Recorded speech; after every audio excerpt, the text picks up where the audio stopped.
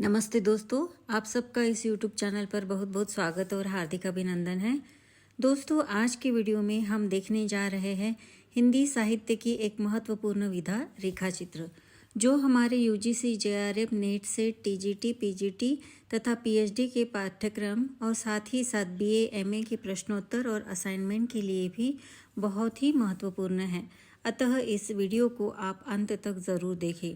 तो आइए शुरुआत करते हैं रेखा चित्र के अर्थ से। रेखा चित्र का अर्थ है रेखाओं से बना हुआ चित्र। साहित्य में जब शब्दों द्वारा किसी का चरित्र चित्रण किया जाए तो वह रेखा चित्र है। इसकी शुरुआत अंग्रेजी चित्रकला के प्रभाव से हुई, जहां कम शब्दों में प्रभावी चित्रण अपेक्षित था। हिंदी में इसके सर्वप्रथम प्रवर्तक के रूप में पद्म सिंह शर्मा को माना जाता है।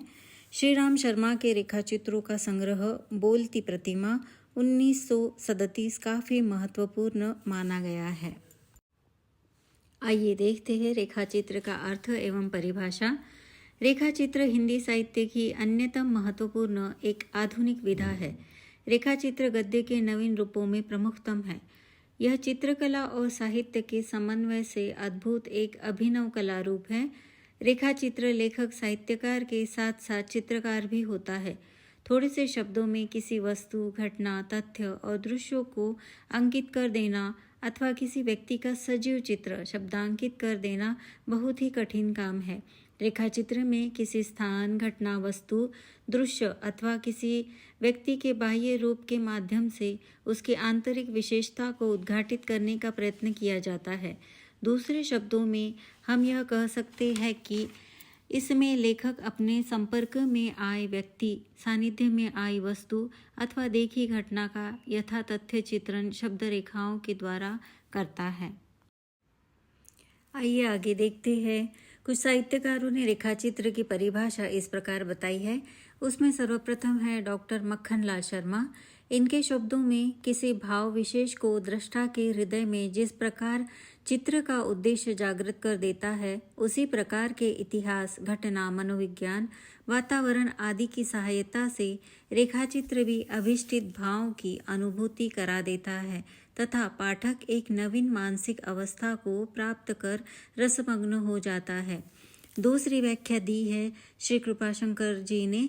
इनके अनुसार रेखाचित्र का तात्पर्य किसी जीव पदार्थ या वस्तु के आकार को खींचता है, अतः रेखाचित्र चित्रकला का ही एक रूप है। डॉक्टर बच्चन सिंह के अनुसार मुख्यतया बाह्य रेखाओं पर आधारित रहने के कारण लक्षित चित्रों को रेखाचित्र की अभिधा दी जा सकती है। रेखाचित्र में आलंबन के चित्र सौंदर्य को तथा उनकी चेष्टाओं को अंकित किया जाता है। दोस्तों, इस प्रकार हमने रेखाचित्र की अर्थ, परिभाषा और कुछ व्याख्याएं महत्वपूर्ण जो है वह हमने बताई है। आगे देखते हैं रेखाचित्र के तत्व। रेखाचित्र के तत्व इस प्रकार है। एक है विषय वस्तु, दूसरा है चारित्रिक उभार, तीसरा है भाव व्यंजना, 4 है तथ्यपरक यथार्थ चित्रण, 5 त्वरामूलक संकेतात्मकता, 6 है शैली और 7 है उद्देश्य। आइए इन सभी को संक्षिप्त में देखते हैं। पहला है विषय वस्तु। रेखाचित्र का वर्ण वस्तु कुछ भी हो सकता है। व्यक्ति, वस्तु, दृश्य, घटना, समस्या आदि में से किसी पर भी रेखाचित्र लिखा जा सकता है। इसकी विषय वस्तु सूक्ष्म, तथ्यपरक, तीव्र व सांकेतिक होनी चाहिए। सामान्य विषय को भी अभिनव रूप में उपस्थित करने की क्षमता रेखाचित्रकार में होनी चाहिए। दूसरा है चारित्रिक उभार। हिंदी में रेखाचित्रों में पात्र की बाह्य वेशभूषा तथा आकृति चित्रण पर विशेष बल दिया जाता है। रेखाचित्रकार में यह क्षमता होनी चाहिए कि वह मानव मन की अतल गहराइयों में प्रविष्ट होकर भाव व मौक्तिकताओं की खोज कर सके। उसे मानव स्वभाव का ज्ञाता होना चाहिए। तीसरा है भाव व्यंजना। दृश्य अथवा व्यक्ति के संपर्क में आने से लेखक के मन में जो भाव उठते हैं, उन्हें ही पाठक के मन में अंकित करना रेखाचित्रकार का उद्देश्य होता है। चौथा है तथ्यपरक यथार्थ चित्रण, जिसमें रेखाचित्र वही श्रेष्ठ माना जाता है जो तथ्यपरक यथार्थ से अधिक जुड़ा हो। 5 है त्वरामूलक संकेतात्मकता। रेखाचित्र में गतिशीलता और संकेतात्मकता होनी चाहिए। संकेतात्मकता का अभिप्राय है कतिपय वाक्यांशों द्वारा संपूर्ण परिवेश का चित्रण करना।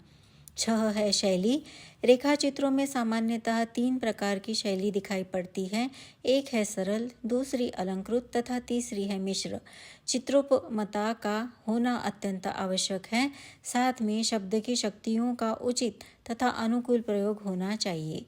7वां और अंतिम है उद्देश्य।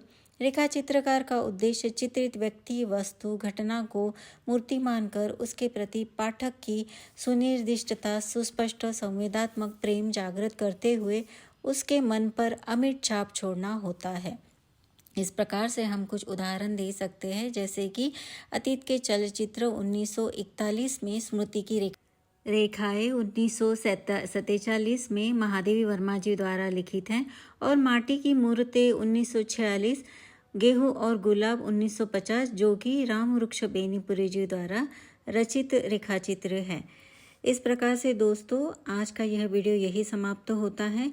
आपको यह वीडियो कैसा लगा प्लीज़ कृपया आप कमेंट बॉक्स में लिखें और इस वीडियो को लाइक, शेयर और सब्सक्राइब करना ना भूलें।